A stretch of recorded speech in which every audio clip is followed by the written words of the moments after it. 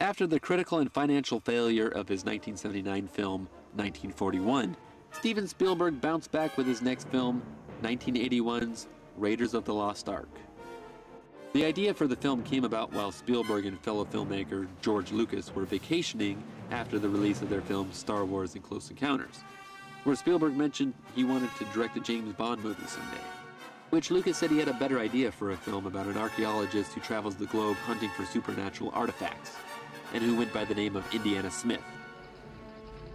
I wanted to try again to get Cubby Broccoli to let me direct one of the James Bond films. Cubby, by the way, had twice turned me down. And George said, I've got something better than James Bond. It's called Raiders of the Lost Ark.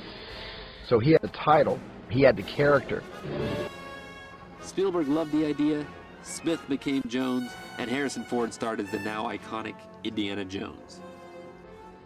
And I went from the disaster of 1941 to my first day of shooting in La Rochelle, France, on Raiders of the Lost Ark. So in a sense, Raiders sort of rescued me from, getting self-involved with, oh dear, the movie's going to be a big failure and all the critics hate it.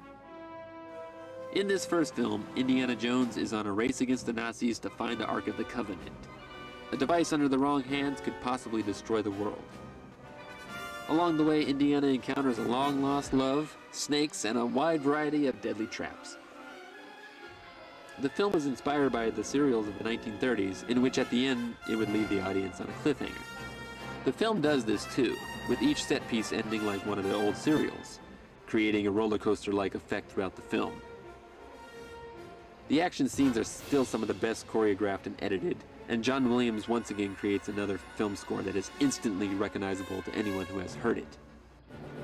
The film is quite humorous as well, ironically generating far more laughs than Spielberg's previous all-out comedy 1941.